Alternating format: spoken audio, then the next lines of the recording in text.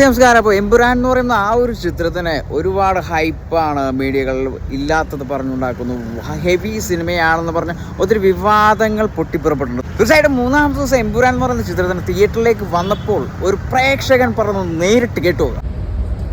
എങ്ങനെയുണ്ട് എമ്പുരാൻ? എങ്ങനെയുണ്ട് പടം? എമ്പുരാൻ സിനിമ എനിക്ക് ഇഷ്ടപ്പെട്ടു. അതാണ്, അതായത് എനിക്ക് യാതൊരു വിധത്തിലും മടുപ്പ് പോകുന്ന കാര്യങ്ങളൊന്നുമില്ല. ഞാൻ ഒന്നും പ്രതീക്ഷിക്കാണ്ട് വന്ന് കണ്ട പടമാണ്.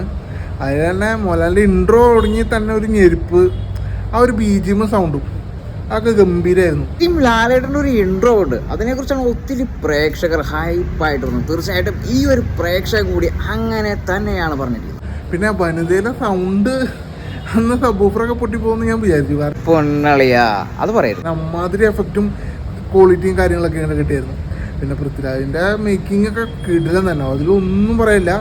മോഹൻലാലിൻ്റെ അധികം റോളില്ലാത്ത പോലെ തോന്നി. അതായത് കുറച്ച് സമയമേ ഉള്ളൂ പുള്ളിക്ക് സ്ക്രീൻ പ്ലേ. അത് വളരെ കൃത്യമാണ്. കാരണം ലാലേട്ടൻ്റെ ചങ്ക് ഫാൻസിന് ഒത്തിരി തീ കയറിയ ഒരു ഐറ്റമാണ്. ഡയലോഗ് വളരെ കുറവാണെന്നുള്ള കാര്യം അത് മീഡിയകൾ വിവാദം തന്നെ സൃഷ്ടിച്ചിട്ടുണ്ട്. ശരിക്കും മീഡിയകളിൽ ആ ഒരു ഡയലോഗ്സ് കുറവ്, അല്ലെങ്കിൽ ലാലേട്ടന് വളരെ കുറച്ചു എന്നുള്ളൊരു അതെ ശരിക്കും കുറവായിരുന്നു. കാരണം ഇപ്പൊ തന്നെ വേറൊരു റിവ്യൂൽ ആരാണ്ട് പറയണ്ടേ 5 ഡയലോഗ് കണ്ട പുള്ളിക്ക് കൊടുത്തു പോകുന്നു. ശരിക്കും പറഞ്ഞാൽ അങ്ങനെയാണ്. സത്യം പറഞ്ഞാൽ ഒരു സഹനടന്റെ റോള് പോലെ പോയി ഈ പടത്തിന്. പ്രാധാന്യം ഉണ്ട്, ഭരണ കഥാപാത്രത്തിന് പ്രാധാന്യമുണ്ട്. ആ പ്രാധാന്യം അങ്ങോട്ട് കൂടുതൽ നേരം കൂടുതൽ നേരം എത്തിക്കാൻ പറ്റിയുള്ളതെന്ന് എനിക്ക് തോന്നി. പിന്നെ പടത്തിൽ മെയിനായിട്ട് അടിക്കുന്നത് പറഞ്ഞാൽ പൃഥ്വിരാജും ടോവിനൊക്കെ തന്നെയാണ്. പിന്നെ ലൂസിഫറിന്റെ ഒരു 2ാം ഭാഗം ആണെന്ന് തെളിയിക്കാൻ വേണ്ടി കുറേ സീൻസ് മറ്റേ മഞ്ജു വാര്യറിൻ്റെയും ടോവിനോൻ്റെയും സീൻസ് ഇറക്കിയിട്ടുണ്ട്. അതുകൊണ്ട് തന്നെ നമുക്ക് എമ്പുരാൻ മറ്റേ ലൂസിഫറിൻ്റെ തുടർച്ചയാണെന്ന് ഒന്ന് ജഡ്ജ് ചെയ്യാം. ബാക്കിയൊക്കെ വേറൊരു ലെവലാണ് പടം. അതിൽ മേക്കിംഗ് ആയാലും പിന്നെ ഇതിൽ വയലൻസ് കുറച്ച് കൂടുതലാണ്. KGF അത്ര ലെവൽ വരില്ലട്ടാ.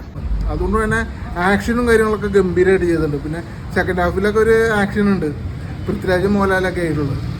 ആ ആക്ഷൻ എന്ന് പറഞ്ഞാൽ കിട്ടില്ല. അതിന്റെ സൗണ്ട് എഫക്റ്റും കൂടി വരുമ്പോട്ടില്ല, ഒന്നും പറയാനില്ല. തിയേറ്റർ ഇളക്കി മറിച്ച് ഓപ്പണിംഗ് കിട്ടുന്നുണ്ട്. കാരണം ഒരാവശ്യമില്ലാണ്ട് ഏതൊരു ചൈനക്കാരനോ കൊറിയൻകാരനോ, ഞാനൊന്നും അയാളെ കണ്ടിട്ട് പോലുമില്ല, അങ്ങനെ ഒരാളെ കൊണ്ടുവന്നിട്ടപ്പോൾ എന്നെ പോലെ തന്നെ ഏതൊരാൾക്കും ഒരു അന്താളിപ്പുണ്ടാവും. ഇവനാരാ എന്നുള്ളൊരു അന്താളിപ്പുണ്ടാവും. ആ സമയം ഞാൻ ട്രോള് കണ്ടതാണ്. ഇപ്പം ആ ബാക്ക് തിരിഞ്ഞുള്ള പോസ്റ്റർ കണ്ടപ്പോൾ തന്നെ അത് അമീർ ഖാനാന്ന് പറഞ്ഞിരുന്നു ചിലർ. തെറ്റിദ്ധരിച്ചു. കാരണം ഞാനും ആ കൂട്ടത്തിൽ തെറ്റിദ്ധരിച്ചാ. കാരണം അമീർ ഖാൻ എങ്ങാനും വന്നെങ്കിണ്ടല്ലോ ഈ പടത്തിന്റെ റേഞ്ച് എവിടെ പോയി നിൽക്കുമായിരുന്നു. ശരിയാണ് എന്ന് പറഞ്ഞാൽ ശരിയാണ്, ശരിയല്ല എന്ന് പറഞ്ഞാൽ ശരിയല്ല. ശരിയാണോ? പക്ഷേ പൃഥ്വിരാജ് വിളിച്ചാ വരാത്ത ഒരാളാണ് അമീർ ഖാൻ. പൃഥ്വിരാജിന് ഇത്രയും കോണ്ടാക്ട് ഉള്ള ഒരാളല്ലേ. ഇപ്പം IMAX വരെ പുള്ളിക്ക് കോള് വന്നു. അങ്ങനെ ഒരാൾ അമീർ ഖാനൊക്കെ വിളിച്ചാൽ വരാണ്ടിരിക്കുമെന്ന് തോന്നല്ല. അപ്പം അമീർ ഖാനായിരുന്നു ആ റോളൊക്കെ ചെയ്യാൻ ഏറ്റവും ബെറ്റർ എന്ന് എനിക്ക് തോന്നി. എനിക്കത് തോന്നല്ല. കാരണം ഇപ്പം മിക്സഡ് റിവ്യൂ അല്ല കുറേ വേണ്ടത്. കാരണം ചിലവർക്ക് ഇഷ്ടപ്പെടും, ചിലവർക്ക് ഇഷ്ടപ്പെടില്ല. അതാണ് പറയണ പോലെ, ചിലവർക്ക് ഇഷ്ടപ്പെടും, ചിലവർക്ക് ഇഷ്ടപ്പെടില്ല. അതാണ് ഇവിടെ സംഭവിക്കുള്ളത്. മേക്കിംഗ് ഒക്കെ കിട്ടുന്നത് തന്നെ. അതായത് പൃഥ്വിരാജിന്റെ മേക്കിംഗ് ഇനിയിപ്പോൾ ഇത് ലൂസിഫർ 1 പോലെ അല്ല എമ്പുരാൻ, അതുക്കും മേലെ എന്ന് പറയാൻ മേക്കിങ്ങും പിന്നെ കാശ് ചെലവാക്കുന്നത് അതുക്കും മേലെ. ഹെവി. കാരണം ഒരു സീനിലൊക്കെ 3 ഹെലികോപ്റ്ററൊക്കെ പുള്ളിക്ക് വേണ്ടി വന്നേക്കുന്നത്.